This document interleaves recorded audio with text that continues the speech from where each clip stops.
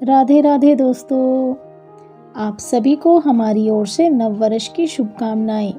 मैं हूं प्रतिमा, आप सभी का स्वागत करती हूं अपने YouTube चैनल अनंत सरिता धार्मिक टीवी में। सनातन धर्म के अनुसार प्रत्येक माह की कृष्ण पक्ष की चतुर्दशी तिथि को शिव चतुर्दशी के रूप में मनाया जाता है। इसे मासिक शिवरात्रि का दिन भी माना जाता है।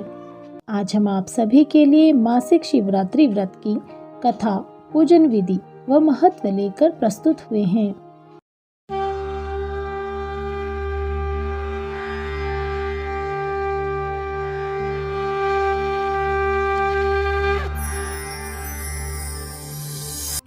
शिव पुराण में बताया गया है कि दिव्य ज्योतिर्लिंग का प्राकट्य भी शिव चतुर्दशी को ही हुआ था।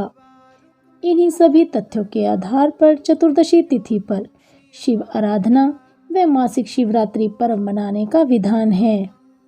शिव पुराण के कोटि रुद्र संहिता में इस व्रत की कथा का वर्णन विस्तार पूर्वक किया गया है। वैसे तो साल में 12 शिवरात्रि पड़ती हैं, लेकिन फाल्गुन कृष्ण पक्ष की चतुर्दशी को पड़ने वाली शिवरात्रि को महाशिवरात्रि के नाम से जाना जाता है। मान्यता है कि इसी दिन माता पार्वती और भोलेनाथ का विवाह हुआ था। यही कारण है कि सनातन धर्म में इस दिन का बहुत महत्व है। इस बार यह पर्व 21 फरवरी को मनाया जाएगा। अगर आप भी यह व्रत रख रहे हैं तो यह कथा अवश्य सुने। यदि आप व्रत नहीं भी रखते तब भी इस कथा को सुनने मात्र से आप पुण्य के भागीदार बन सकते हैं। इस बार नए साल की शुरुआत शिव भक्ति के साथ होगी, क्योंकि 1 जनवरी 2022 को मासिक शिवरात्रि का व्रत रखा जाएगा। साल के पहले दिन भगवान शिव के पूजन का विशेष संयोग बन रहा है। भगवान शिव को मासिक शिवरात्रि अत्यंत ही प्रिय है। कहते हैं मासिक शिवरात्रि का व्रत रखने से भोलेनाथ बहुत ही जल्द प्रसन्न हो जाते हैं। ऐसे में नए साल की शुरुआत भगवान शिव के आशीर्वाद के साथ ही होगी। आपको बता दें कि शिवलिंग की पूजा सबसे पहले भगवान विष्णु और ब्रह्मा जी ने ही की थी। पौराणिक कथाओं के अनुसार महाशिवरात्रि की मध्य रात्रि में भगवान शिवलिंग के रूप में प्रकट हुए थे। मान्यता है कि कृष्ण पक्ष की चतुर्दशी के दिन व्रत रखने से भक्तों की सभी मनोकामनाएं पूर्ण होती हैं। यदि कोई व्यक्ति मासिक शिवरात्रि के व्रत शुरू करना चाहता है तो वे शिवरात्रि के दिन से इन व्रतों को शुरू कर सकता है। साथ ही इसे 1 साल तक जारी रखा जा सकता है। अविवाहित महिलाएं विवाह के लिए मासिक शिवरात्रि का व्रत रखती हैं, तो वहीं विवाहित महिलाएं शादीशुदा जीवन में सुख शांति बनाए रखने के लिए ये व्रत रखती हैं। हिंदू पंचांग के अनुसार चतुर्दशी तिथि 1 जनवरी 2022 को प्रातः 7:17 से शुरू होकर 2 जनवरी 2022 रविवार को प्रातः 3:41 तक है। मासिक शिवरात्रि की पूजा विधि कुछ इस प्रकार से है। मान्यता है कि मासिक शिवरात्रि की पूजा आधी रात में ही की जाती है। इसे निशिता काल कहा जाता है। इसकी शुरुआत भगवान शिव की मूर्ति या शिवलिंग के अभिषेक से की जाती है। भोलेनाथ को गंगा जल, दूध, दही, घी, शहद, सिंदूर, हल्दी पाउडर, गुलाब जल और बेल के पत्ते चढ़ाए जाते हैं। इसके बाद भगवान शिव की आरती व भजन गाए जाते हैं और शंख बजाया जाता है। तत्पश्चात प्रसाद ग्रहण किया जाता है। बता दें कि शिवरात्रि के व्रत का पारण अगले दिन किया जाता है। मान्यता है कि व्रत के दौरान ओम नमः शिवाय, ओम नमः शिवाय का जाप करना अत्यंत ही शुभ माना जाता है। मासिक शिवरात्रि का व्रत शक्तिशाली और शुभ माना जाता है। ऐसा करने से स्त्री पुरुष का जीवन बेहतर होता है। मान्यता है कि ओम नमः शिवाय का पूरे दिन और रात जप करने से व्यक्ति की सभी मनोकामनाएं पूर्ण होती हैं। जो भक्त इस दिन उपवास करता है उसे मोक्ष की प्राप्ति होती है। वह स्वस्थ और समृद्ध जीवन व्यतीत करता है। मासिक शिवरात्रि के दिन सर्वप्रथम सुबह जल्दी उठकर स्नान आदि करने के बाद साफ कपड़े पहने घर के मंदिर में दीप प्रज्वलित करें। यदि घर में शिवलिंग है तो शिवलिंग का गंगा जल और दूध आदि से अभिषेक करें। शिवलिंग पर बेल पत्र चढ़ाएं। भगवान शिव के साथ ही माता पार्वती की भी पूजा अर्चना करें। भगवान भोलेनाथ और माता पार्वती को भोग लगाएं। भोलेनाथ का अधिक से अधिक ध्यान करें। ओम नमः शिवाय मंत्र का जप निरंतर करते रहें। हवन करें, फिर भगवान शिव की आरती करें। तो आइए सुनते हैं मासिक शिवरात्रि व्रत की कथा। एक समय ऋषियों ने पूछा, हे सूत जी महाराज, पूर्व काल में किसने शिव चतुर्दशी व्रत को किया था? सूत जी कहते हैं, जिसने अनजाने में भी इस व्रत का पालन किया। आज मैं उस निषाद राज का प्राचीन इतिहास आप सभी से कहता हूँ। सूत जी कहते हैं, मुनियों, एक बार माता पार्वती ने भगवान शिव शंकर से पूछा, ऐसा कौन सा श्रेष्ठ तथा सरल व्रत पूजन है जिससे मृत्युलोक के प्राणी आपकी कृपा सहज ही प्राप्त कर लेते हैं? उत्तर में शिवजी भगवान ने माता पार्वती को शिवरात्रि के व्रत का विधान बताकर यह कथा सुनाई थी। अतः आप सभी भी ध्यान पूर्वक सुने। बहुत समय पहले की बात है। एक वन में एक भील रहता था जिसका नाम था चित्रभानु। उसका कुटुंब बहुत ही बड़ा था। वह स्वभाव का अत्यंत ही क्रूर निर्दयी था। वह प्रतिदिन जंगल में जाकर हिरणों का शिकार करता था। वहीं रहकर जंगल में आने जाने वालों को लूटा भी करता था।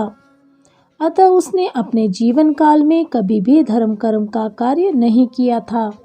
वन में रहते हुए उस भील का बहुत समय व्यतीत हो चुका था। उसके बाद एक दिन शिव चतुर्दशी का दिन था। वह दुरात्मा घने जंगल में निवास करने के कारण इस व्रत व धर्म कर्म के बारे में कुछ नहीं जानता था। वह पशुओं की हत्या करके अपने कुटुंब को पालता था। वह एक साहूकार का ऋणी था, लेकिन उसका ऋण समय पर न चुका सका।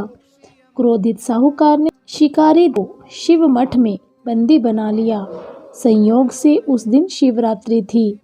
यहाँ शिकारी ध्यानमग्न होकर शिव संबंधी धार्मिक बातें सुनता रहा। चतुर्दशी को उसने शिवरात्रि व्रत की कथा भी सुनी। संध्या होते ही साहूकार ने उसे अपने पास बुलाया और ऋण चुकाने के विषय में बात की। शिकारी अगले दिन सारा ऋण लौटा देने का वचन देकर बंधन से छूट गया। अपनी दिनचर्या की भांति वह जंगल में शिकार के लिए निकला, लेकिन दिन भर बंदी गृह में रहने के कारण वह भूख और प्यास से व्याकुल था। शिकार करने के लिए वह एक तालाब के किनारे बेल वृक्ष पर पड़ाव बनाने लगा। बेल वृक्ष के नीचे शिवलिंग था जो बेलपत्रों से ढका हुआ था। शिकारी को उसका पता न चला। पड़ाव बनाते समय उसने जो टहनियाँ तोड़ी वे संयोग से शिवलिंग पर गिरी। इस प्रकार दिन भर भूखे प्यासे शिकारी का व्रत भी हो गया और शिवलिंग पर बेलपत्र भी चढ़ गए। एक पहर रात्रि बीत जाने पर एक गर्भिणी मृगी तालाब पर पानी पीने के लिए पहुंचती है। शिकारी ने धनुष पर तीर चढ़ाकर ज्यों ही प्रत्यंचा खींची, मृगिनी बोली, मैं गर्भिणी हूँ, शीघ्र ही प्रसव करूँगी। तुम एक साथ दो जीवों की हत्या करोगे, जो ठीक नहीं है। मैं बच्चे को जन्म देकर शीघ्र ही तुम्हारे समक्ष प्रस्तुत हो जाऊंगी, तब तुम मेरा शिकार कर लेना। शिकारी ने प्रत्यंचा ढीली कर ली और मृगी जंगल की झाड़ियों में लुप्त हो गई। कुछ ही देर बाद एक और मृगी उधर से निकली। शिकारी की प्रसन्नता का ठिकाना न रहा।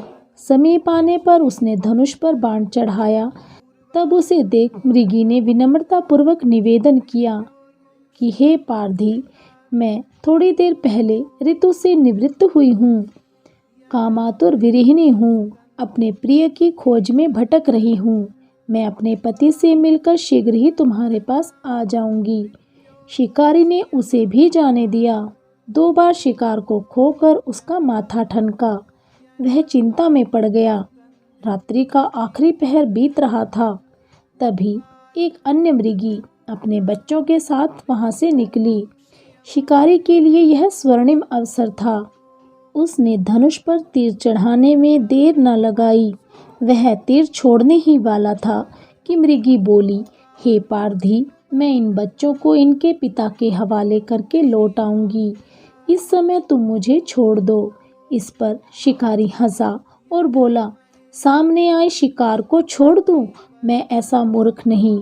इससे पहले मैं 2 बार अपना शिकार खो चुका हूँ।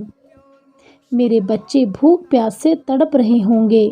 उत्तर में मृगी ने फिर से कहा, जैसे तुम्हें अपने बच्चों की ममता सता रही है, ठीक वैसे ही मुझे भी अपने बच्चों की ममता सता रही है। इसलिए सिर्फ बच्चों के नाम पर मैं थोड़ी देर के लिए जीवन दान मांग रही हूँ। हे पारधी, मेरा विश्वास कर, मैं इन्हें इनके पिता के पास छोड़कर लौट आऊंगी। मृगी का दीन स्वर सुनकर शिकारी को उस पर दया आ गई। उसने उस मृगी को भी जाने दिया। शिकार के अभाव में बेल वृक्ष पर बैठा शिकारी बेल पत्र तोड़ तोड़ कर नीचे फेंकता जा रहा था। पो फटने ही वाली थी। एक हष्टपुष्ट मृग उसी रास्ते पर आया। शिकारी ने सोच लिया कि इसका शिकार वह अवश्य करेगा। शिकारी की तनी प्रत्यंचा देखकर मृग विनीत स्वर में बोला, हे पारधी भाई, यदि तुमने मुझसे पूर्व आने वाली 3 मृगियों तथा छोटे छोटे बच्चों को मार डाला है तो मुझे भी मारने में विलंब न करो, ताकि मुझे उनके वियोग में एक क्षण भी दुख न सहना पड़े। मैं उन मृगियों का पति हूँ। यदि तुमने उन्हें जीवन दान दिया है तो मुझे भी कुछ क्षण का जीवन देने की कृपा करो। मृग की बात सुनते ही शिकारी के सामने पूरी रात का घटना चक्र घूम गया। उसने सारी कथा मृग को सुना दी। तब मृग ने कहा, मेरी तीनों पत्नियां जिस प्रकार प्रतिज्ञाबद्ध होकर गई हैं, मेरी मृत्यु से अपने धर्म का पालन नहीं कर पाएंगी। अतः जैसे तुमने उन्हें विश्वास पात्र मानकर छोड़ा है, वैसे ही मुझे भी जाने दो। मैं उन सब के साथ तुम्हारे सामने शीघ्र ही उपस्थित होता हूँ। मृग की इस बात को सुनकर शिकारी ने कहा, तुम शीघ्र जाओ और शीघ्र आओ। सभी मृग अपने अपने आश्रय स्थल पर पहुँचते हैं। तीनों मृग प्रतिज्ञाबद्ध हो चुके थे। तीनों आपस में एक दूसरे के वृतांत को सुन करके भली भांति सत्य के पाश में बंधे हुओं ने निश्चय किया कि हमें उस शिकारी के पास अवश्य ही जाना चाहिए। तीनों चर्चा करते हैं और अपने बच्चों को आश्वासन दे जाने को तैयार हो जाते हैं। उस समय बड़ी मृगी ने अपने स्वामी से कहा, स्वामी, आपके बिना ये बच्चे कैसे रहेंगे? मैंने सबसे पहले वहाँ वापस जाने की प्रतिज्ञा ली है, इसलिए केवल मुझे ही वहाँ जाना चाहिए। आप दोनों यहीं रहें। उसकी बात सुनकर छोटी मृगी बोली, बहन, मैं तुम्हारी सेविका हूँ, इसलिए आज मैं ही उस शिकारी के पास चली जाती हूँ। आप यहीं निवास करो। यह सुनकर हिरन बोला, तुम दोनों यहीं रहकर शिशुओं की सुरक्षा करो। माताओं से बेहतर शिशु का पालन कोई और नहीं कर सकता। मैं उस शिकारी का शिकार बनने जाता हूँ। स्वामी की बात सुनकर दोनों हिरनियों ने धर्म की दृष्टि से देखते हुए उनकी बात स्वीकार नहीं की और कहा, पति के बिना स्त्री का जीवन व्यर्थ है। अतः वह तीनों ही अपने बच्चों को सांत्वना दे उन्हें अपने मृगी मित्रों के हवाले कर शिकारी के पास जाने लगे। उन तीनों को जाते देख बच्चे भी उनके पीछे पीछे वहीं पहुंच गए जहां शिकारी उनकी प्रतीक्षा में बैठा था। बच्चों ने भी निश्चय कर लिया था कि हमारे माता पिता की जो गति होगी वही हमारी भी हो जाएगी। उन सभी मृगों को एक साथ आया देख शिकारी अत्यंत प्रसन्नचित्त हुआ। वह मन ही मन सोचने लगा कि आज तो मेरा पूरा कुटुंब पेट भरकर भोजन करेगा। उसने ज्यों ही धनुष पर प्रत्यंचा चढ़ाई, उसके हाथ से अगले दिन की भोर में फिर से कुछ बेलपत्र शिवलिंग पर गिरे। उपवास, रात्रि जागरण तथा शिवलिंग पर बेलपत्र चढ़ाने से और उसके द्वारा अनजाने में ही चौथे पहर की पूजा भी संपन्न हुई। उसी समय शिकारी का सारा पाप भी समाप्त हो गया। शिकारी का हिंसक हृदय निर्मल हो गया था। उसमें भगवत शक्ति का वास हो गया था। धनुष बाण उसके हाथ से सहज ही छूट गए। भगवान शिव की कृपा से उसका हृदय करुणा भाव से भर गया। वह अपने अतीत के कर्मों को याद करके पश्चाताप करने लगा। थोड़ी ही देर बाद वह मृग सपरिवार शिकारी के समक्ष उपस्थित हो गया। इतने में दोनों हिरनियां और हिरण बोला, हे व्याधराज, शीघ्र कृपा करके हमारे शरीर को बेंधकर हमारी प्रतिज्ञा को सार्थक करो। उनकी यह बात सुनकर शिकारी को बड़ा ही विस्मय हुआ, क्योंकि चतुर्दशी की अनजाने में हुई पूजा के प्रभाव से उसे दुर्लभ ज्ञान प्राप्त हो गया था। उसने सोचा, ये मृग ज्ञानहीन पशु होने पर भी धन्य हैं, क्योंकि इन्होंने पशु होकर अपनी प्रतिज्ञा को पूरा करने के लिए अपने जीवन की परवाह न करते हुए यहाँ शिकार होने आए, और मैंने मनुष्य जन्म पाकर किस पुरुषार्थ का पालन किया है। मैंने दूसरों के शरीर को पीड़ा देकर अपने और अपने परिवार का पालन पोषण किया है। प्रतिदिन अनेक प्रकार के पाप कर्म किए हैं। हाय हाय, ऐसे पापों से मेरी क्या गति होगी। मैंने जन्म से लेकर अभी तक न जाने कितने पाप कर्म किए हैं। उसका इस समय मुझे स्मरण हो रहा है। मेरे जीवन को धिक्कार है। लेकिन जंगली पशुओं की ऐसी सत्यता, सात्विकता और सामूहिक प्रेम की भावना देखकर शिकारी को बहुत ही गलानी हुई। उसके नेत्रों से अश्रुओं की धारा बहने लगी। उस मृग परिवार को न मारकर शिकारी ने अपने कठोर हृदय को जीव हिंसा से हटाकर सदा के लिए कोमल एवं दयालु बना लिया। इस प्रकार ज्ञान संपन्न होकर उस शिकारी ने अपने बाण को रोक लिया और मृगों से कहा, हे श्रेष्ठ मृगों, तुम सभी जाओ, तुम सभी हिरण धन्य हो। देवलोक से सभी देव देवता भी इस घटना को देख रहे थे। सभी ने पुष्प वर्षा की। उस शिकारी के ऐसे वचन कहने पर भगवान शंकर प्रसन्न हो तत्काल प्रकट हुए और भोलेनाथ ने उस शिकारी को अपने दर्शन दिए तथा प्रेम पूर्वक उस शिकारी का स्पर्श कर बोले, हे भील, मैं तुम्हारे व्रत से प्रसन्न हूँ, वर मांगो। वह शिकारी भगवान भोलेनाथ के दर्शन कर मंत्रमुग्ध हो गया और कहता है, प्रभु, मैंने आज सब कुछ पा लिया और किसी भी चीज को पाने की मन में इच्छा नहीं है। ऐसा कहकर वह प्रभु के चरणों में गिर पड़ा। उसके इस भाव को देखकर शिव भोलेनाथ अत्यंत प्रसन्न हुए और उसे गुह नाम दिया, उसे दिव्य वरदान दिए।